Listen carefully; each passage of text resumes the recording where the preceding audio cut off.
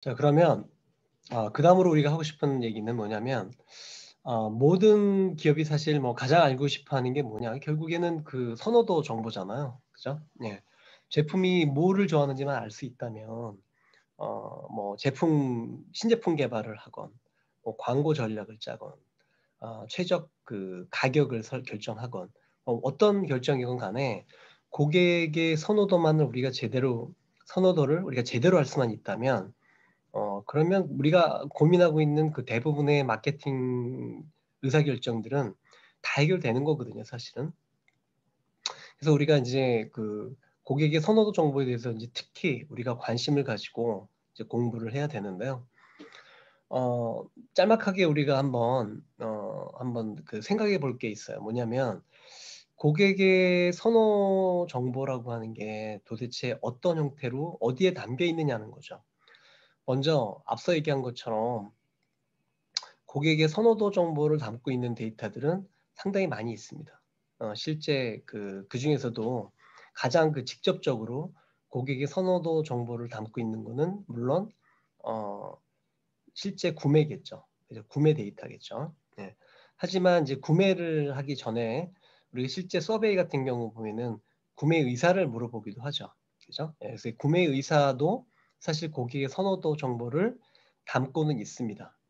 하지만 구매 의사 같은 경우 사실 이 구매 의사 정보 데이터가 서베이를 통해서 우리가 가장 많이 얻게 되는, 그러니까 측정하는 이제 변수잖아요. 그래서 뭐 이 제품을 살 의향이 있으십니까? 뭐 어떤 제품을 더 사고 싶으십니까? 이런 식의 질문 문항을 거의 항상 대부분의 설문조사에서는 이제 포함을 하고 있죠.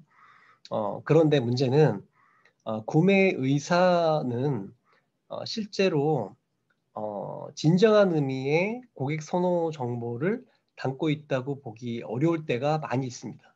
예. 우리가 알고 싶은 건 정작 사람들이 이걸 살 거냐 말 거냐 아닙니까? 결국에는 마음속으로 이거를 뭐 사려고 했다라고 하더라도 사지 않는다면 뭐 아무 의미가 없는 거죠. 예. 또 그리고 어, 어떤 질문을 받을 때는 내가 사고 싶다라고 말은 하지만 정작 너 살래? 어, 정작 뭐 누가 이렇게 질문하게 되면 심각하게, 또는 본인이 정말로 사야 되는 상황까지 갔었을 때 어, 여러분도 그런 경험 많이 있지 않나요? 사고 싶었어요. 예.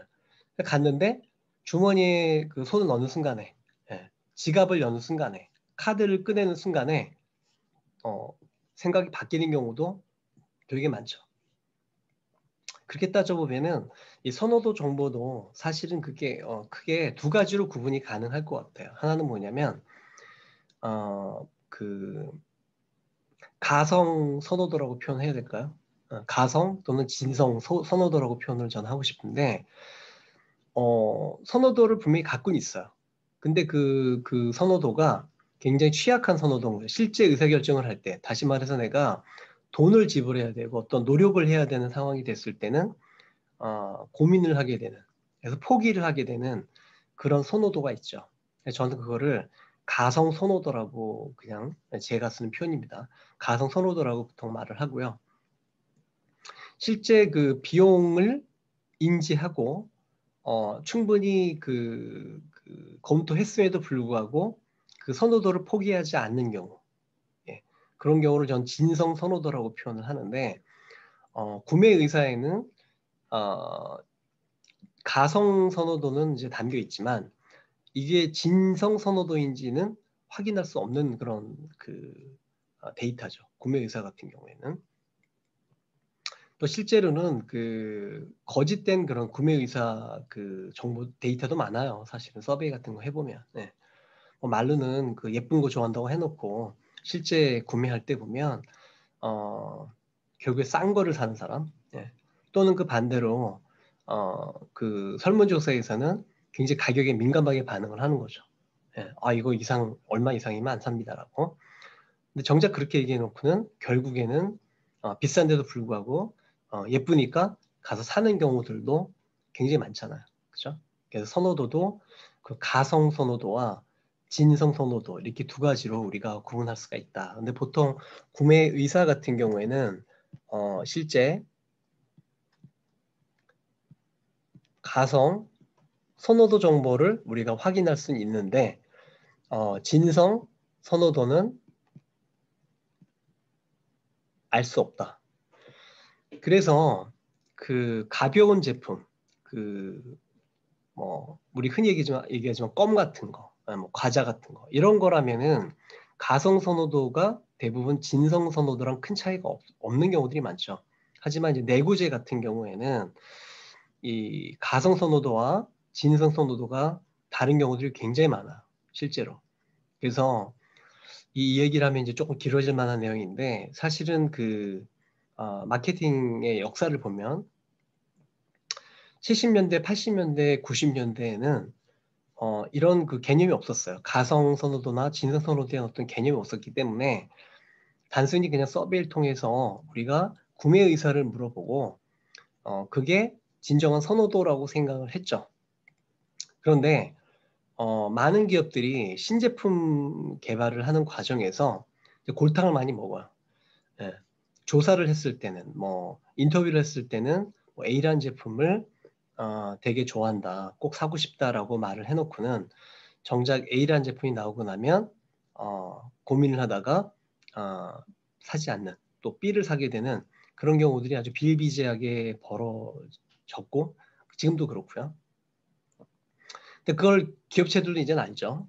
예, 그래서 이 구매 의사가 담겨 있는 데이터, 다시 말해 서베이를 통해서 만들어지는 이런 가성 선호도 데이터보다는 80년대 후반부터 우리 마케팅하는 사람들이 관심을 갖게 된 게 뭐냐면 실제 그 사람의 행동이, 구매와 관련된 행동이 그 사람의 그 구매 의사보다 훨씬 더 믿을 만하다. 더 진정한 의미의 선호도를 담고 있는 것은 실제 그 사람의 행동이다. 선택 행위다. 그래서 물어보지 말고 실제 구매 데이터를 이용해서 그 사람의 선호도를 측정하고 분석하는 그런 연구들이 훨씬 많이 이제 나오고 있어요. 그게 90년대부터 굉장히 활발해졌고 뭐 지금도 그렇고요. 구매와 관련해서 또 한 가지 얘기하고 싶은 게 이제 매출과 선택이라고 하는, 매출과 실제 어떤 특정 제품을 이제 이 사람이 구매를 하는 행동을 선택으로 표현할 수 있을 텐데 매출 데이터는 선택 데이터는 우리가 개인 레벨의 개인 수준의 어떤 그런 선호도 데이터라고 우리가 할 수 있을 텐데요. 이거를 뭐 individual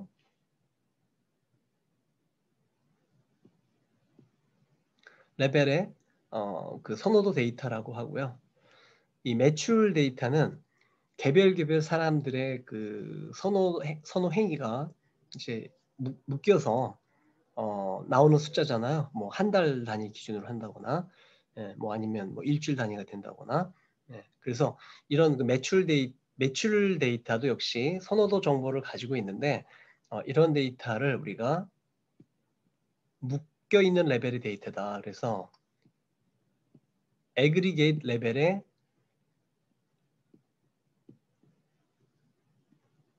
데이터, 선호도 데이터라고 얘기를 합니다.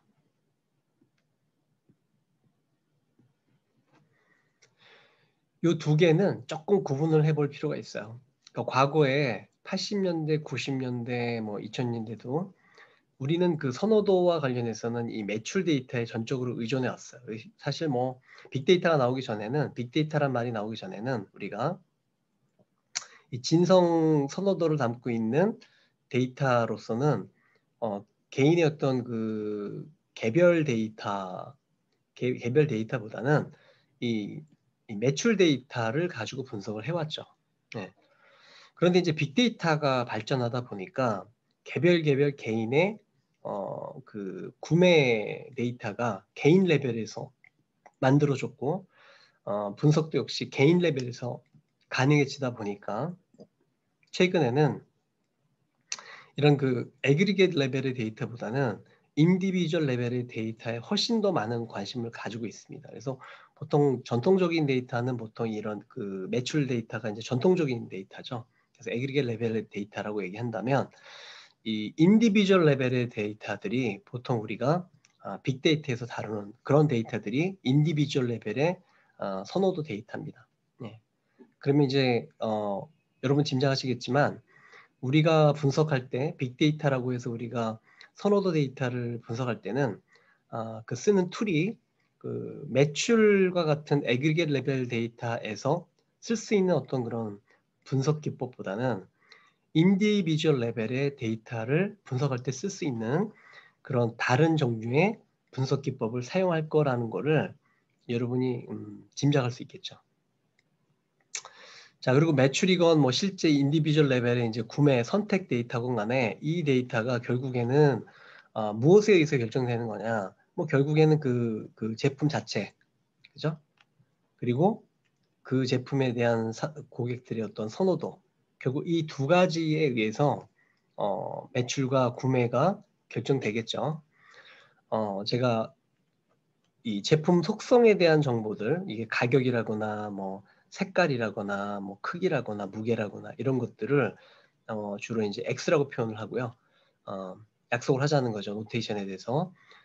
고객 선호도에 대한 데이터, 이제 정보가 담겨져 있는 부분을 우리가 B라고, 사실은 베타인데요. 베타로 표현을 하도록 하겠습니다. 이 왼쪽에 있는 그림을 뭐 보시면 이제 여러분 어떠세요? 이게 재밌는 사진이어서 제가 그냥 갖다 이제 이용해서 여러분과 같이 한번 인간 의 어떤 선호도에 대해서 한번 생각해 보자. 이 선호도가 얼마나 다양한지에 대해서 이제 한번 생각해 보자는 의미에서 그림을 넣었는데요. 여러분은 뭐 안주 하면은 어떤 걸 선호하십니까? 크게 표현하면은 이제 튀긴류가 있고 안 튀긴 게 있고, 그다음에 양념을 이렇게 단짠 양념을 한 게 있고 양념을 하지 않은 게 있잖아요. 지금 이 축이 어떻게 보면은 이 제품 속성이라고 할 수 있겠죠. 예. 여기 보니까 뭐 튀기고 양념이 들어가 있는 게 여기 보니까 뭐 마늘 치킨 뭐 이런 것들이고, 어, 튀겼지만 양념을 저 하지 않은 그런 프라이드 치킨 같은 것도 있고, 뭐 프라이드 그 감자튀김도 있고요. 그다음에 양념을 하지 않고 또 튀기지도 않은 그런 뭐 이런 뭐 뭐라고 하나요? 뭐 오징어, 예, 또는 이제 황태, 포 뭐 이런 것들. 예. 그다음에 양념을 한 그런 제품들이 또 있죠. 뭐 어떻게 보면 갈비도 뭐 양념을 하고 튀기지 않은 쪽이 해당되겠네요. 예. 여러분도 어떤 것을 또 좋아하시나요? 뭐 책 이제 조사를 해보면 꽤 다양하게 나오겠죠. 뭐 이런 1사분면에 또는 2사분면, 3사분면, 4사분면에 서로 하는 것들이 다 다르거든요. 사람들마다. 예. 그래서 결국에는 사람들마다 이게 다 다르기 때문에 매출 데이터를 가지고 분석하는 것보다는 사실은 이 개인 레벨의 선호도 데이터를 가지고 분석하는 게 더 정확하고요. 정보 관점에서 더 정확한 정보이고, 실제 우리가 각각 이제 개인을 대상으로 마케팅을 하는 과정에서도 개인화된 마케팅을 하기 위해서는 당연히 매출보다는 개인 레벨의 그 선택 데이터, 뭐 예를 들면 신용카드로 치면은 이제 어떤 A라는 사람이 어떤 물건을 오늘 어, 사면 이제 그 기록이 남지 않습니까? 그런 그 개인 레벨의 선택 데이터를 이용하는 게 훨씬 더 바람직하다는 걸 우리가 알 수 있죠. 자, 그러면 소비자들의 선호도가 담겨 있는 그 데이터를 분석을 할 때 우리가 한번 생각해 봐야 될 게 뭐냐면, 선호도만 얘기할 게 아니라 그 과정, 커스터머 저니에서 했던 그 과정을 가지고 잠깐 보면, 인지도부터 시작해서 태도, 좋아하냐 싫어하느냐, 그다음에 매출, 실제 그 구매, 그리고 만족, 커스터머 세티스팩션은 이제 고객 만족의 약자죠. 그다음에 워드 오브 마우스는 구전을 얘기하는 건데 결국에 이게 추천이잖아요. 네. 그래서 그 각 단계를 그 컨슈머 저니에서 얘기하는 그 각각의 단계를 숫자로 우리가 측정을 할 수가 있죠. 이렇게 측정을 할 수 있고, 이 수치들에 영향을 미치는 그 변수들이 뭐 결국에는 제품 자체와 마케팅 활동, 그리고 고객의 어떤 그 특성, 그죠? 그리고 환경. 그날 뭐 추운 날이었거나 뭐 그 나라가 예를 들어서 불교를 믿는 나라였다거나 그러면 음식에 대한 선호도가 당연히 바뀌지 않습니까? 그래서 우리가 주로 마케팅에서 가장 관심을 갖고 있는 알고 싶어하는 그다음에 예측하고 싶어하는 그 변수들이 바로 이런 그 인지도나 태도나 매출이나 만족도나 구전 활동이라거나 이런 것들이고요. 이런 것들을 우리가 그 예측하고 이해하기 위해서 크게 우리가 쓰는 이제 그 주 변수들이 뭐냐면 제품과 이 마케팅 활동, 그다음에 소비자 개인 정보, 그다음에 환경 정보. 결국 이 세 가지를 이용해서 소비자들의 이제 그 선호도를 설명하고 예측하려고 하는 거죠. 그렇죠? 예. 제가 좀 딱딱하게 얘기를 하고 있는데 사실은 이 내용은 굉장히 중요한 핵심이 되는 부분이에요. 그 1차로 우리가 소비자들의 선호도를 알기 위해서 전통적인 데이터 같은 경우에는 보통 애그리겟 레벨의 데이터 같은 경우에는 대부분 우리가 선형 회귀 모형을 우리가 이용하죠. 선형 회귀 모형이 무엇인지는 우리가 앞서 강의에서 설명을 했고요.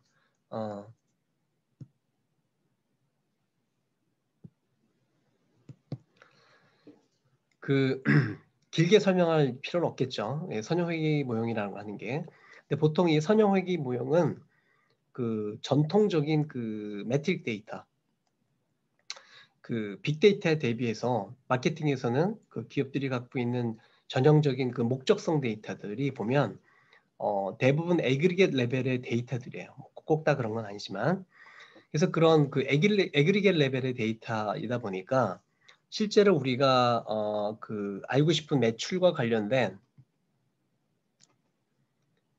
매출을 우리가 예측하기 위해서 뭐 예를 들어서 가격을 이용한다거나 우리 제품의 뭐 가격이라거나 또는 웹텍스트 데이터를 이용해서 우리가 뭐 사람들의 어떤 특정 제품에서 얼마나 추천을 많이 하는지 뭐 이런 것들을 수치화시켜서 뽑아낼 수 있겠죠. 그래서 추천이라고 하는 워드 오브 마우스 매저가 있다면 이 추천을 많이 할 경우에 결국 이게 이제 우리가 과거에 웹텍스트 데이터에서 썼던 변수 중에 예를 들면은 그 특정 브랜드를 언급한 메시지 숫자, 볼륨이 있죠. 그럼 실제 이 볼륨하고 매출하고 이거를 주 단위로 이제 데이터를 만들어서 뭐 데이터를 그려봤더니 시각적으로 그려봤더니 이런 관계를 보이더라. 그러면 우리가 이거 리니어 리그레션을 이용해서 또는 뭐 필요하다면은 뭐 로그를 취한다거나 해서 그 각 주별로 아니면 뭐 일별로 특정 브랜드에 대한 메시지 숫자가 몇 개인지를 확인한 다음에 그 데이터를 이용해서 리니어식을 만들어 놓고 이 리니어식이 결국에는 실제 매출은 어떤 특정 시기의 매출은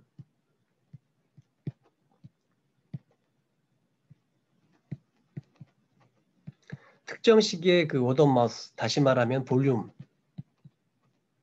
총 메시지 숫자와 어떤 관계가 있는지를 이 식을 통해서 우리가 알아낼 수 있고 이 식을 통해서 우리가 그 볼륨 데이터를 얻을 수 있으면 그 주에 볼륨 데이터를 얻게 되면은 매출도 예측을 할 수 있게 되죠. 네. 그래서 뭐 이 부분은 제가 선형회귀 모형에 대해서는 뭐 앞서 충분히 사실 설명을 했고 여러분들이 그 과제를 하면서 리니어 리그레션을 연습을 했기 때문에 제가 더 길게 얘기할 필요는 없을 것 같습니다. 수요 예측이라고 하는 거는 뭐 어떤 기업이건 모두 관심을 갖고 있는 뭐 아주 중요한 분석인데요. 이 수요 예측을 하기 위해서 실제로 우리가 사용할 수 있는 그 수요 예측 기법들은 실제 좀 너무나 많습니다. 뭐 사실 하나의 그 수요 예측 기법을 가지고 우리가 이런 산업이건 저런 산업이건 이런 상황이건 저런 상황이건 어떤 제품이건 간에 수요 예측을 동일하게 할 수만 있다면 뭐 너무나 좋겠죠. 실질적으로. 하지만 이제 현실은 그렇지 않아요. 이 수백, 수천 또는 수만 가지의 그 다양한 수요 예측 기법들이 개발되고 있는 이유는 사실은 뭐 딱 두 가지 이유입니다. 첫째는 모든 분야에 적용할 수 있는 그런 만족스러운 수요 예측 기법이 없다는 거예요, 사실은. 네. 그리고 이제 두 번째로 우리가 또 알아야 될 건 뭐냐면 수요 예측 기법이 어느 정도만 좀 정확도가 높아 이제 충분히 나온다면 웬만하면 여기저기 좀 쓸 텐데 실제로 수요 예측이 그렇게 쉽지 않다는 거죠. 예, 쉽지 않다 보니까 만족스러운 그 수요 예측 모델들이 많지 않고 이런 두 가지 이유 때문에 우리가 이제 고민해야 될 건 뭐냐면 자 그러면 어떤 분야에서 그리고 어떤 종류의 제품을 가지고 어떤 상황에서 우리가 수요 예측을 하느냐에 따라 이제 필요한 수요 예측 기법들이 적정한 적합한 수요 예측 기법들이 달라질 텐데 그 수많은 그 수만 가지 예, 현재도 사실 계속 새로운 수요 예측 기법들이 개발되고 있거든요. 그 수많은 수요 예측 기법들을 우리가 일일이 다 이해하고 적용할 수는 없다는 거죠. 예, 현실적으로. 더군다나 이런 수요 예측 전문가가 아닌 그냥 단순히 이제 가끔 적용하고 활용해야 되는 그런 그 사람들의 입장에서는 기업들 입장에서는 사실 이게 굉장히 부담스럽죠. 그래서 이제 이런 부분들을 보통 이제 컨설팅 그 기업들이 컨설팅 회사들이 맡아서 대신 해주는 경우들이 많거든요. 컨설팅 내지는 이제 시정조사 회사들이. 자 그런데 문제는 여러분들이 수요 예측 기법에 대해서 전혀 모른다면 진짜 뭐 아무것도 모른다면 외부의 의뢰를 맡겨도 만족스러운 어떤 수요 예측을 하기는 굉장히 어려워요. 왜 어렵냐면 실제로 수요 예측 기법을 어느 정도는 여러분이 아셔야 뭐 이걸 굳이 이제 그 의료로 표현을 하자면은 여러분이 이제 어디가 아프단 말이에요. 어디가 아픈데 적어도 여러분이 내가 눈이 아프면 안과를 가야 될 거고, 그죠? 예. 또는 내가 막 코가 막힌다 그러면 이비인후과를 가야 될 텐데 문제는 여러분이 안과를 가야 되는지 이비인후과를 가야 되는 건지 어, 전혀 모른다면 실제로 여러분이 코가 막히는데 안과에 가가지고 얘기를 하게 되면 그쪽에서 제대로 치료를 받을 수는 없겠죠. 그죠? 예. 근데 또 엉터리 의사를 만나게 되면은 코 때문에 갔는데도 불구하고 뭐 눈에 문제가 있다는 식으로 얘기해가지고 본인이 할 줄 아는 방법을 이용해서 뭐 뭔가 치료를 하려고 들 거고 그렇게 되면 결국에는 제대로 치료를 받을 수 없겠죠. 그렇죠? 예. 똑같습니다. 이 동네도 여러분들이 수요 예측에 대해서 그래도 어느 정도는 그러니까 개괄적인 어떤 감은 좀 잡고 있어야 되고 또 그리고 내가 이제 어떤 목적으로 우리가 수요 예측을 하는지에 따라서 어떤 방식의 수요 예측 기법을 사용해야 되는지를 여러분이 아셔야 되기 때문에 그 정도만 제가 조금 안내를 좀 하도록 하겠습니다. 정리하자면 이런 얘기예요. 굉장히 많은 수요 예측 기법들이 있는데 그걸 우리가 모두 다 일일이 공부할 수는 없다 현실적으로. 예. 하지만 그렇다고 아예 그냥 까막눈이 돼서 그 외부에 그 의뢰를 맡기는 경우들이 많은데 실제로 그 적절한 수요 예측 기법을 사용하는 그런 컨설팅 컴퍼니를 만나는 것도 여러분들이 쉽지 않다는 거예요. 일단 여러분이 좀 알아야 된다는 거죠. 자, 그래서 수요 예측 기법에 대해서 모든 걸 일일이 다 얘기할 수는 없지만 약간의 그 가이드라인 또는 그 로드맵이라고 표현을 해야 되나요? 예, 그 가이드라인을 좀 제공을 하려고 합니다. 예.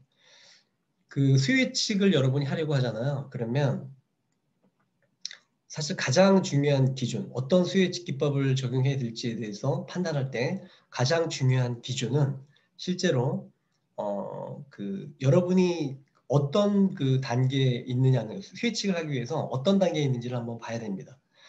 그걸 좀 굳이 표현을 하자면 첫 번째 단계는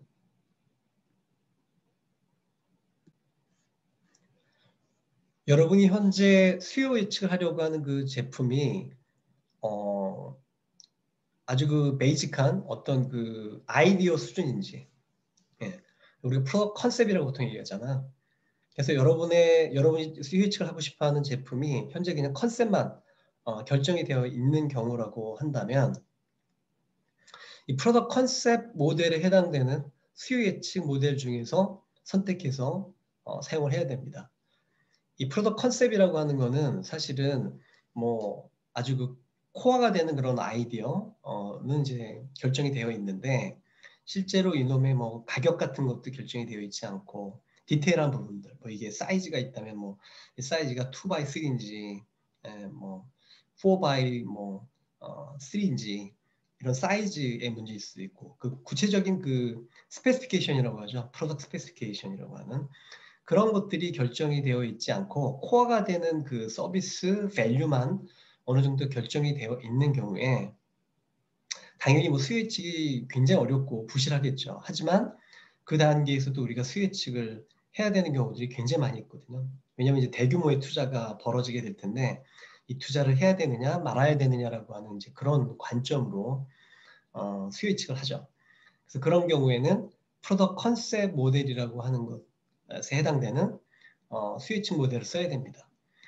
그 중에 여기도 제가 지금 크게 5가지 그 대표적인 수요 예측 모델을 이제 적어놨는데 뭐 이것들을 다 여러분이 알기는 어렵고 그 중에 그래도 가장 많이 사용되고 있는 그 2가지를 굳이 꼽자면은 하나는 이 델파이라고 하는 메소드입니다. 이 델파이라고 하는 메소드는 뭐 한마디로 표현하면 그런 거예요. 이게 워낙 정성적인 그런 그 수준의 그 제품 컨셉이기 때문에 수치 같은 것도 없고 실제로 그 일반인들한테 물어봐봤자 일반인들이 이걸 제대로 평가할 리도 없고요. 그래서 소위 그 동네의 전문가, 뭐 예를 들어서 내가 수소 자동차라고 하는 거를 내가 개발을 하려고 해요. 그래서 컨셉만 있습니다. 그런 경우라면 수소 자동차 내지는 신재생 그 에너지를 이용한 그런 자동차 시장에서 전문가로 활동하는 사람들을 뭐 예를 들어서 뭐 30명 아니면 뭐 40명 연락을 합니다. 연락을 해서 그분들한테 그 컨셉을 설명을 하고요. 설명한 어떤 그런 짤막한 표준화된 자료를 만들어 놓고 그 자료를 가지고 설명을 하고 그 사람들한테 이런 제품이 나오게 되면 첫 해, 그 다음에 두 번째, 세 번째 해에 몇 명 정도가 이 제품을 살 것 같습니까? 라고 물어보는 거죠. 그래서 그 30명한테 응답을 받아서 그 응답치를 가지고 조금 디테일하게 표현하자면 그 자료를 이제 히스토그램 그 일종의 그 분포 형태로 그 사람들의 응답치를 이제 만든 다음에 그걸 다시 그 사람한테 보내줘요. 다시 다른 사람들이 어떻게 생각하는지. 그리고 나서 그 사람들이 다시 한번 생각을 해보고 또 다시 한번 조정을 해서 예측을 해서 예측치를 보내오면 또 그거를 정리하고 그거를 몇 번에 걸쳐서 뭐 주고받고 하면서 수정을 한 결과 만들어내는 수요 예측, 그게 바로 이제 델파이라고 하는 이제 방법론입니다. 그리고 이제 두 번째로 또 가장 많이 이용하는 수요 예측 기법은 뭐 말 그대로 그냥 일반인들한테 당신 이런 제품 나오면은 살 의향이 있느냐, 뭐 1점부터 5점까지 응답해 주십시오. 뭐 이런 식으로 조사를 직접 해서 그 자료를 이용해서 수요 예측을 하는 게 구매 의도 분석법입니다. 그래서 이 2가지가 전문가를 대상으로 하면은 델파이, 그다음에 일반인들을 대상으로 하면은 구매 의도 조사법이라고 하죠. 이게 가장 뭐 현실적으로 많이 하는 그 수요 예측 기법이고요. 자, 그다음에 제품이 어느 정도 나왔어요. 이제 구체적으로 이제 프로토타입을 만들었습니다. 근데 여전히 이제 고민을 하죠. 이걸 갖다 뭐 색깔을 파란색으로 할지, 뭐 빨간색으로 할지, 이거 무게를 갖다가 뭐 3kg로 해야 되는 건지, 4kg로 해야 되는 건지, 여기에 이런 기능을 넣어야 되는 건지, 말아야 되는 건지, 뭐 자동차라고 한다면은 자동차에 뭐 선루프 기능을 넣어야 되는 건지, 말아야 되는 건지, 카 내비게이션 시스템을 넣어야 되는 건지, 말아야 되는 건지, 뭐 이런 것들을 이제 그 옵션이라고 표현할 수도 있겠는데, 제품의 그 속성, 그 애트리뷰트라고 하는 것들의 레벨을 갖다가 결정을 하기 위해서 사실 컨저인트라고 하는 분석 기법들을 굉장히 많이 씁니다. 그래서 그 프로토타입을 완성하기 위해서 그 컨저인트라는 방법을 굉장히 많이 쓰는데요. 이게 뭐 거의 압도적이에요. 그 전 세계적으로 특히 그 내구재인 경우, 그다음에 비교적 객관적으로 수치화시켜서 제품의 그 속성을 표현할 수 있는 그런 제품들. 지금 제가 얘기했던 자동차라거나 컴퓨터라거나 뭐 이런 것들은 아주 딱 쉽죠. 그래서 특히 이제 가전, 전자제품들이 특히 이런 컨조인트 분석을 많이 쓰고 있는데, 이 컨조인트 분석이 보통 신제품 개발에서 우리가 가장 많이 쓰고 있는 가장 유명한 그런 수요예측 기법입니다. 그래서 여러분이 뭐 어떤 컨설팅 회사 만나서 수요예측 얘기를 하게 되면 거의 백발백중 그 사람들이 컨조인트 분석에 대한 그 얘기를 할 거라고 생각이 드네요. 그 밖에도 뭐 다른 여러 가지 방법들이 있습니다. 뭐 특히 이 컨조인트 같은 경우에는 그 주로 내구재의 경우 특히 그 사용을 많이 하는데, 그 일반 소비재, 자주 사용하는 일반 소비재, 뭐 음료 같은 거라거나 뭐 치약이라거나 뭐 이런 것들 같은 경우에는 또 따로 거기에 맞는 수요측 기법들이 있어요. 그 중에 하나 나름대로 꽤 현실에서, 그러니까 산업에서 꽤 많이 적용해서 사용한 분석 중에 하나가 어세서라고 하는 이제 분석 기법들도 있습니다.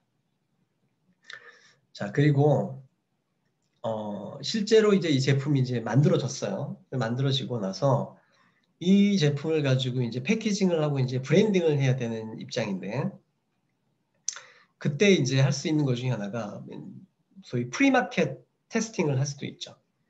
프리마켓 테스팅이라는 거는 뭐 그 메인 마켓에서 출시하기 전에 다른 작은 시장에 가서 일단 출시해 보는 겁니다. 뭐 우리나라 같은 경우에는 특히 뭐 예를 들어서 먹는 것들, 과자나 음료나 이런 것들 보면요, 실제로 서울에서 출시를 하기 전에 지방에서 먼저 일부 지역에서 출시를 하는 경우도 굉장히 많이 있어요.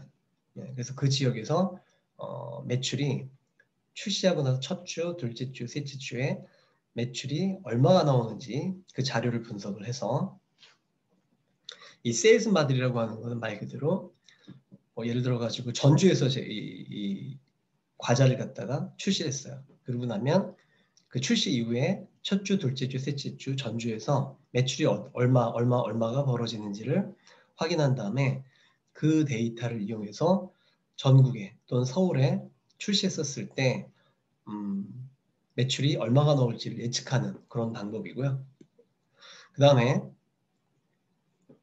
뭐 당연한 얘기지만 이때도 항상 구매 의도를 이제 물어보고 그걸 가지고 분석하는, 수예측하는 경우도 당연히 많이 있고요. 뭐 그 밖에도 여러 가지가 있어요. 뭐 그 근처에 있는 그 유사하게 생긴 제품들, 그 제품들의 매출을 보고서 그것과 연계해서 수예측을 한다거나, 또는 이 트라이얼 리핏 마들이라고 하는 거는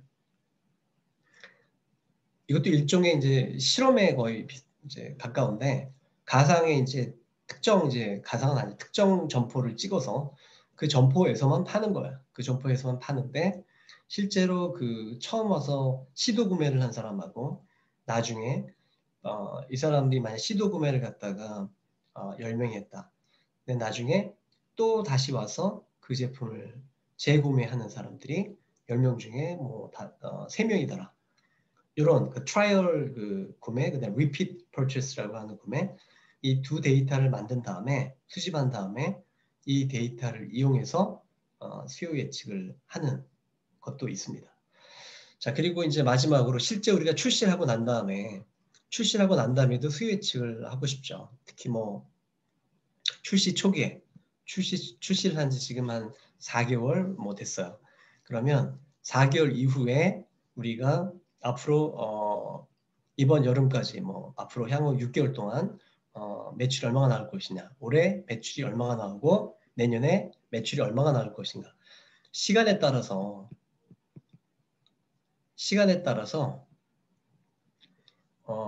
앞으로 얼마가 팔릴 것인지 그거를 예측하기 위한 마켓 모델들이 있습니다. 그래서 이 마켓 모델에서는 가장 유명한, 정말로 전 세계에서 가장 많이 쓰이고 있는 그런 수요 예측 기법이 바로 그 바스 모델이라고 하는 거예요. 바스 모델 또는 뭐 디퓨전 모델이라고 보통 이야기를 하는데, 글씨가 잘 안 써져서 디퓨전 모델이라고 하는데, 이게 뭐 가장 많이 쓰이고요. 근데 이제 이 베스 모델 같은 경우에는 문제가 뭐냐면,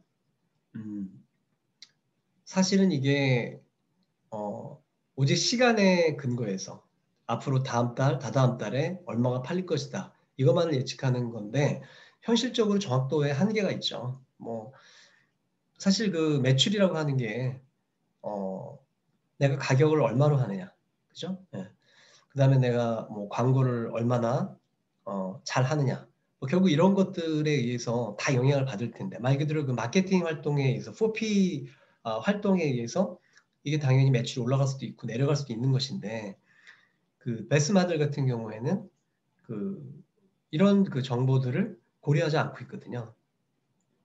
물론 이제 최근에 개발된 방법론들은, 좀 고급 방법론들은 이 베스마들을 변형해서 그런 마케팅 활동 정보까지 넣어서 수요 예측을 하기도 합니다. 하지만 일반적으로는 그렇진 않아요. 그래서 그거에 대안으로 우리가 생각할 수 있는 게 바로 우리가 알고 있는 리그레션 마들이죠. 그래서 이 리그레션 마들에서는 그 4P 정보들, 그러니까 가격 정보라거나 뭐 광고 활동이라거나 판초 활동이라거나 이런 정보들도 독립변수로 우리가 사용을 하고, 그리고 시간 개념도 이제 독립변수로 집어넣어서 예측을 하게 되면 충분히 그 시간에 따른 그 수요 예측을 마케팅 활동에 따라서 어떻게 그 조정해야 될지를 충분히 알 수 있겠죠. 자, 그래서 이 일반 리니어 리그레션 모델도 굉장히 많이 씁니다. 뭐 물론 이제 그거 외에도 그 노박션이라고 하는 이제 회사에서 만든 뭐 베이시스라고 하는 그런 수요예측 기법들도 아주 뭐 유명하긴 하거든요. 예, 특히 아까 얘기했던 그런 자주 사용하는 소비재들, 네, 그런 경우에는 특히 생활용품 같은 경우에서는 이 노백션의 그 베이시스라는 수요예측 모델을 상당히 많이 쓰고 있습니다. 자, 정리하자면 결론이 뭐냐? 수요예측 모델은 뭐 너무너무 많고 각각을 이해하는 건 현실적으로 좀 어렵다. 그렇다고 컨설팅 컴퍼니한테 그냥 알아서 맡기면 알아서 해주냐? 그렇지도 않다. 왜? 내가 안과에 가서 코막힘을 해결하려고 하면 제대로 치료를 못 받는 것처럼 적절한 그 수요예측을 할 수 없다는 거죠. 그래서 적어도 내가 하려고 하는 수요예측이 어떤 것이고, 그런 수요 예측을 하려면 대략 어떤 스타일의 그 수요 예측 기법을 써야 되는지, 이 정도는 여러분이 아셔야 하지 않을까라고 생각이 됩니다. 그래서 그런 의미에서 제가 이 슬라이드를 통해서 여러분들한테 정리를 해서 각각을 설명을 좀 드린 겁니다. 이제 좀 더 들어가서 활용 예들을 가지고 좀 더 구체적으로 그 애그리게이트 레벨의 데이터와 인디비주얼 레벨 데이터의 성격에 대해서 좀 설명을 좀 할까 해요. 자, 여기 보시는 이제 얘는 아주 뭐 간단한 예인데, 서울시 전역에서 사람들이 어디에서 주로 무엇을 많이 먹는지를 우리가 쉽게 알 수 있도록 만들어 놓은 그 자료예요. 예. 그런데 이 자료가 어디서 이 정보가 어떤 자리에서 나온 거냐? 신용카드에서 나온 거거든요. 예. 이 신용카드는 그 애그리게이트 레벨의 데이터이기도 하고 인디비주얼 레벨의 데이터이기도 하죠. 뭐 당연한 얘기지만 여러분들이 어디에 가서 뭐 신촌에 가가지고 뭐 짜장면을 사 먹었다. 그리고 이제 신용카드를 긁었다. 그러면 그 여러분 그 개인 레벨에서의 그 구매 데이터가 만들어지고 또 그 지역 전체에서 밥을 사 먹은 사람들의 카드 기록을 그 카드 기록을 모아서 그거를 그 분석하게 되면 애그리게이트 레벨의 데이터가 되겠죠. 그 과거에는 뭐 90년대, 80년대, 뭐 2000년대까지만 해도 대부분의 그 데이터들은 이런 애그리게이트 레벨의 데이터였고요. 실제로는 인디비주얼 레벨의 데이터인데 이걸 모아서 애그리게이트 레벨의 데이터로 만드는 거잖아요. 네. 그런데 과거에는 우리가 대부분 애그리게이트 레벨의 데이터를 사용을 했어요. 그러다 보니까 앞서 잠깐 얘기했지만 리니어 리그레션이라고 하는 그 통계 분석 기법이 굉장히 유용하게 사용이 됐죠. 하지만 인디비주얼 레벨의 데이터로 가게 되면 그 우리가 예측하고자 하는 게 사실 그 0하고 1이라고 하는 그러니까 샀다 안 샀다. 네. 결국 그걸로 표현이 될 수밖에 없거든요. 네. 그런 경우라면 리니어 리그레션을 사용할 수는 없겠죠. 그래서 이제 그런 한계점들 때문에 인디비주얼 레벨의 데이터를 분석하는 그런 그 분석 기법이 이제 새로 각광을 받게 되고 발전을 하게 됩니다. 그 부분은 조금 뒤에 제가 설명을 하도록 하겠습니다. 자, 그러면 그 선호도 정보를 담고 있는 그 데이터를 우리가 어디서 구할 수 있는가라고 하는 부분인데요. 뭐 전통적으로는 이제 그 선호도 정보를 담고 있는 데이터는 거의 대부분 그 우리 회사 내에서 우리가 직접 집계하는 경우가 대부분이었어요. 자사 내부 거래 데이터를 통해서 우리가 이제 선호도 정보를 뽑아냈었었는데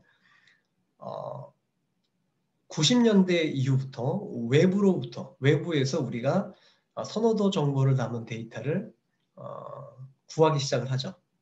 그거에 이제 그 가장 대표적인 게 뭐냐면 조금 전에 우리가 봤던 그 신용카드 같은 경우, 신용카드 거래 정보. 그 다음에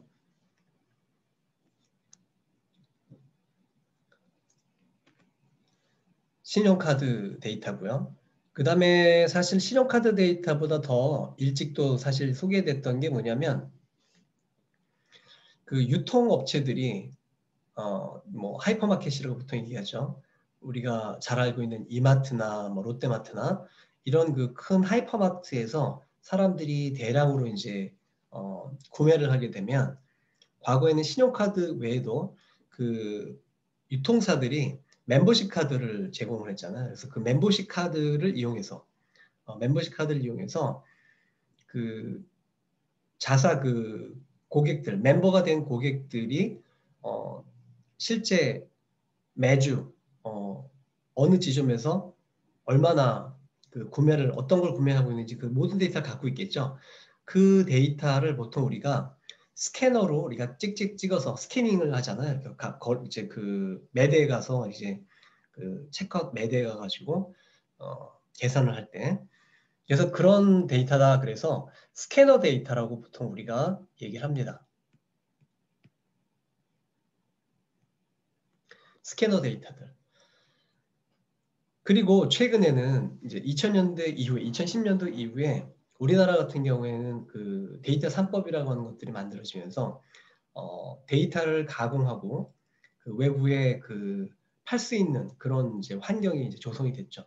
최근에 들어서 그 대표적인 예가 바로 여기 한국 데이터 거래소라고 하는 곳인데요.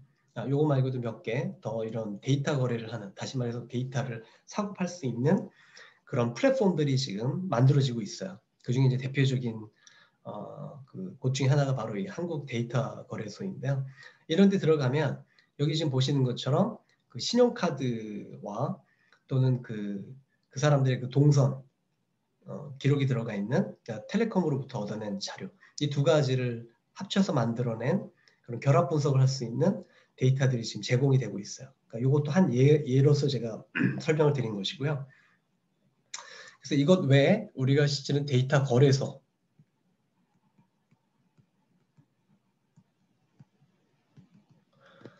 데이터 거래소를 통해서도 우리가 데이터 얻을 수 있는 거죠. 뭐 물론 이것만 있는 건 아니고요. 그 밖에도 또 다른 이제 여러 가지 소스들은 있을 수 있는데 점차 우리가 외부 거래 데이터들을 사용할 수 있는 기회들이 점점 많아지고 있다는 얘기를 제가 하고 싶어서 말씀드렸습니다.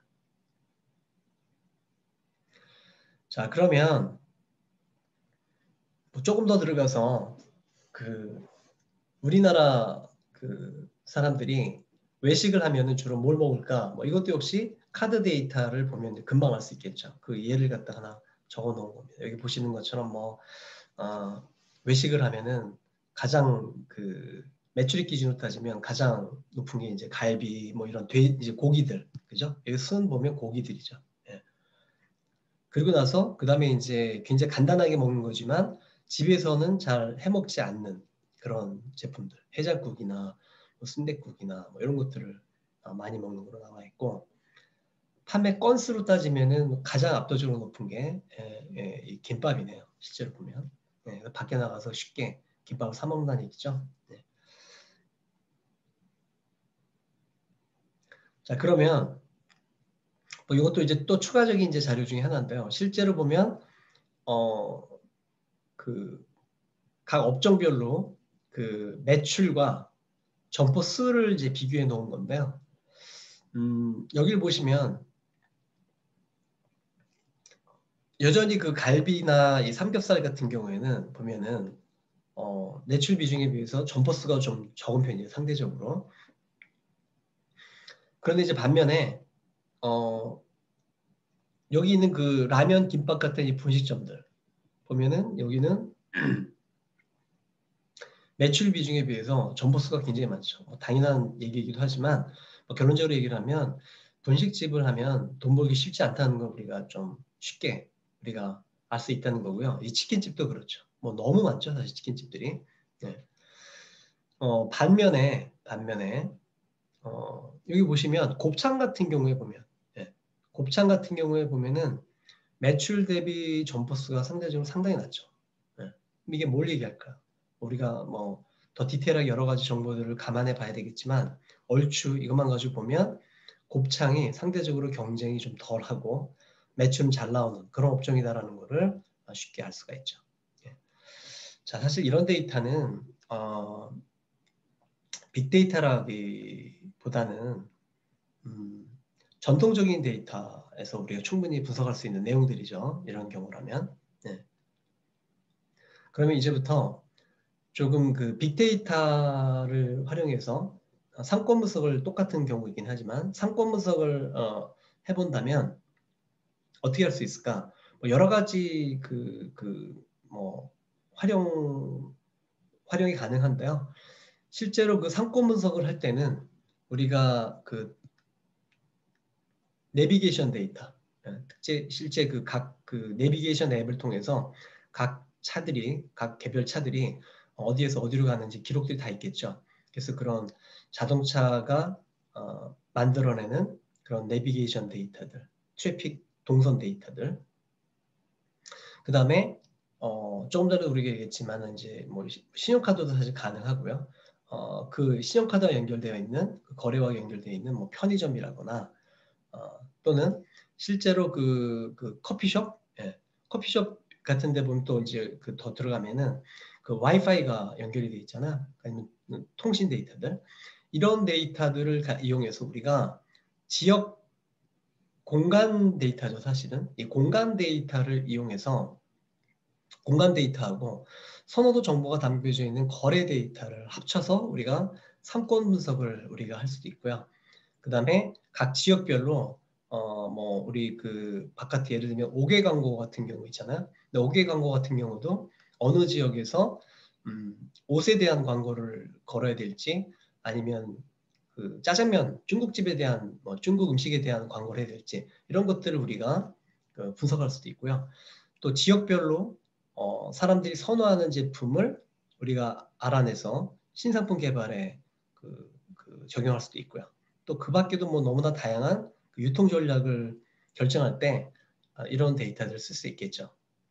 뭐 여러 가지 사례들이 굉장히 많이 나오고 있어요. 특히 그 신용카드 회사들이 이런 식의 상권 분석을 굉장히 많이 하고요. 이런 상권 분석 자료를 이용해서 그 컨설팅을 하는 경우도 굉장히 많죠. 그리고 또 자체적으로도 고객들 분석을 할 때 많이 사용을 하고요. 그 중에 하나 예를 들자면은 신한카드 같은 경우에는 그 자사 그 거래 데이터와 그다음에 그 공간 데이터들을 활용해서 고객들을 9개의 그룹으로 사실은 클러스터링을 한 뒤에 각 세그별로 소비자들을 이제 세분화시켜 놓고 고객들을 세분화시키고 난 뒤에는 각 고객의 소비 패턴들을 분석해서 자사 마케팅에 적용을 하기도 하고 컨설팅에 이용을 하기도 하고 있죠.